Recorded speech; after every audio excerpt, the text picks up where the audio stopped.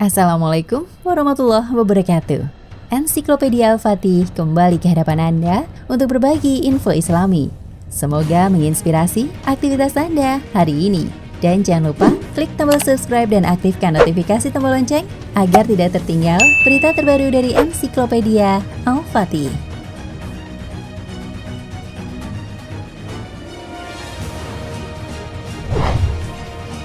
Dalam kepercayaan umat Islam, Nabi Isa alaihissalam memiliki posisi yang istimewa sebagai salah satu rasul pilihan yang diutus oleh Allah menyebarkan risalahnya. Beliau termasuk rasul yang paling tinggi martabatnya dan mendapat julukan sebagai Ulul Azmi. Ada 5 nabi istimewa yang tergolong Ulul Azmi, yaitu Nabi Nuh alaihissalam, Nabi Ibrahim alaihissalam, Nabi Isa alaihissalam, dan Nabi Muhammad sallallahu alaihi wasallam. Lihat Quran Surat Al-Ahzab ayat 7. Allah memberi predikat Ulul Azmi karena para rasul tersebut memiliki keteguhan yang luar biasa dalam menyampaikan ajaran Allah. Banyak manusia meyakini Nabi Isa alaihissalam sebagai Tuhan atau anak Tuhan. Padahal akidah Islam telah mengajarkan agar kita meyakini bahwa Allah adalah Tuhan yang Esa, yang tidak beranak dan tidak diperanakan. Dalam Quran Surat Al-Ikhlas ayat 1 hingga 4 dinyatakan, katakanlah, dialah Allah yang Maha Esa. Allah adalah Tuhan yang bergantung kepadanya segala sesuatu. Dia tidak beranak dan tidak pula diperanakan, dan tidak ada seorang pun yang setara dengan Dia. Ayat di atas diturunkan sebagai penjelasan atas pertanyaan kaum musyrik dan kafir mengenai sifat-sifat Allah Subhanahu wa Ta'ala.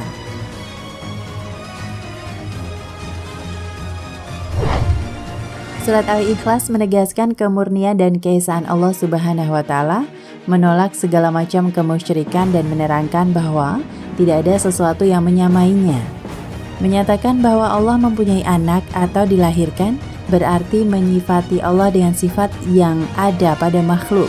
Padahal Allah adalah Tuhan yang mempunyai sifat mukhalafatul lil hawadits, berbeda dari makhluk ciptaannya, dan bukan mumasalatul lil hawadits, sama dengan ciptaannya. Allah Subhanahu wa Ta'ala jelas tidak memakai alamat atau penanda apapun yang ada pada makhluknya, seperti lapar, haus, makan, minum, mati, dan lain sebagainya. Tentu aneh jika seseorang yang dilahirkan di bumi menyerukan kepada umat manusia supaya menyebutnya sebagai putra Tuhan dan mengajarkan pada manusia lainnya untuk menyembahnya. Allah telah meminta kesaksian Nabi Isa alaihissalam atas tuduhan orang-orang ahli kitab terhadap Nabi Isa supaya menyebutnya sebagai Tuhan, seperti yang diceritakan dalam Al-Quran yang artinya, dan ingatlah ketika Allah berfirman, Hai Isa putra Maryam, adakah kamu mengatakan kepada manusia, jadikanlah aku dan ibuku 2 orang Tuhan selain Allah? Isa menjawab, Maha suci engkau, tidaklah patut bagiku mengatakan apa yang bukan hakku mengatakannya. Jika aku pernah mengatakannya, maka tentulah engkau telah mengetahuinya. Engkau mengetahui apa yang ada pada diriku, dan aku tidak mengetahui apa yang ada pada diri engkau. Sesungguhnya engkau maha mengetahui perkara yang ghaib. Quran Surat Al-Maidah ayat 116. Sebaliknya Nabi Isa alaihissalam malah berseru kepada seluruh kaumnya untuk menyembah Allah. Sembahlah Allah Tuhanku dan Tuhanmu. Hal itu sesuai dengan perintah Allah yang diturunkan kepada semua nabi dan rasulnya. Akidah Islam mengajarkan kita agar beriman dengan pasti tanpa ada keraguan, bahwa sesungguhnya Nabi Isa alaihissalam adalah hamba dan rasul Allah yang dilahirkan oleh Maryam. Nabi Isa alaihissalam diangkat ke langit berikut anggota fisik dan ruhnya dan bukannya tewas disalib. Nabi Isa alaihissalam sampai sekarang masih hidup dan di akhir zaman nanti, ia akan turun menjadi hakim adil, menjadi imam yang bijaksana. Setelah itu Nabi Isa alaihissalam akan mematahkan palang salib, membunuh babi, dan menerapkan upeti. Penebusan dosa yang diimani oleh umat Kristen tidaklah berdasar karena tidak didukung oleh bukti-bukti dari kitab agama atau alasan-alasan yang masuk akal. Kematian Al-Masih di atas salib tidak berhubungan dengan keselamatan manusia atau najat. Selain itu, para ulama dan ilmuwan Islam terdahulu juga telah mengajukan berbagai argumen untuk menyanggah pendapat tersebut.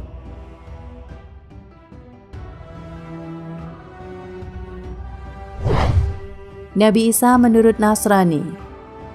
Kepercayaan kaum Kristen terhadap Nabi Isa alaihissalam selalu dikaitkan dengan masalah penebusan dosa. Di dalam ajaran Kristen, akidah penebusan dosa sangatlah penting. Kepercayaan penebusan dosa dan kematian Nabi Isa alaihissalam di atas salib merupakan jalan bagi manusia untuk membebaskan diri dari dosa. Oleh karena semuanya berdosa dan seorang pun tidak ada yang bebas dari dosa, maka sangat diperlukan seorang penebus dosa atau juru selamat yang harus bersih dari dosa. Asal mula dosa warisan ini dimulai ketika Nabi Adam alaihissalam dan Hawa melanggar hukum Allah.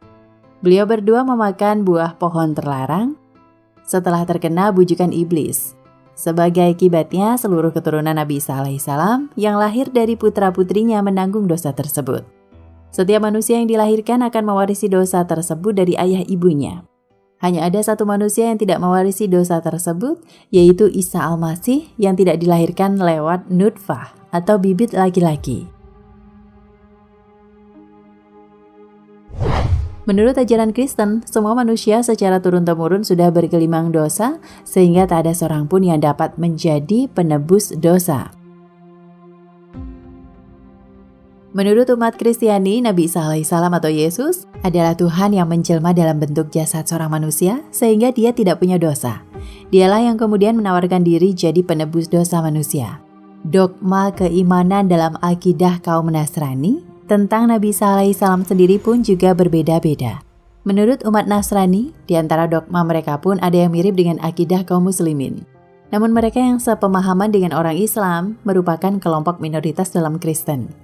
Mayoritas umat Kristiani mempunyai kepercayaan yang jauh berbeda dengan orang Islam.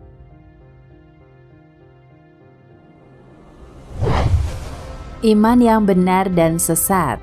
Nabi Isa alaihissalam merupakan teladan atau penuntun bagi kehidupan muslim. Siapapun yang menginginkan selamat dan tidak tersesat dalam mengimani Allah haruslah meluangkan waktu untuk mempelajari para utusan Allah yang menuntun dari kesesatan dan gelapnya kehidupan. Betapa sengsaranya orang yang tersesat dalam memahami perintah Allah, waktu dan tenaganya akan terbuang percuma.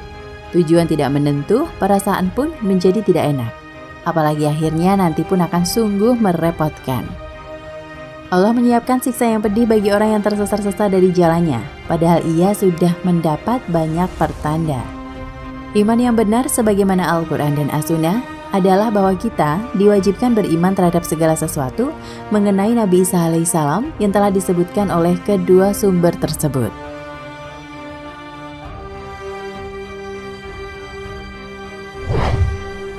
Ada 3 hal yang dimaksudkan dalam Al-Quran. Pertama, Nabi Isa alaihissalam diciptakan dengan kalimat Allah. Kedua, Nabi Isa alaihissalam adalah salah satu ruh dari ruh-ruh yang diciptakannya. Ketiga, Allah Subhanahu wa Ta'ala menguatkannya dengan mukjizat-mukjizat yang sebagiannya ada disebutkan di dalam Al-Quran. Hal itu dinyatakan dalam Quran Surat An-Nisa ayat 171. Wahai ahli kitab, janganlah kamu melampaui batas dalam agamamu, dan janganlah kamu mengatakan terhadap Allah kecuali yang benar. Sesungguhnya Al-Masih Isa putra Maryam itu adalah utusan Allah dan yang diciptakan dengan kalimatnya yang disampaikannya kepada Maryam dan dengan tiupan dari rohnya. Maka berimanlah kamu kepada Allah dan Rasul-Rasulnya dan janganlah kamu mengatakan Tuhan itu 3. Berhentilah dari ucapan itu lebih baik bagimu. Sesungguhnya Allah Tuhan yang Maha Esa, Maha Suci Allah dari mempunyai anak. Segala yang di langit dan di bumi adalah kepunyaannya. Cukuplah Allah menjadi pemelihara. Wallahu a'lam bishawab.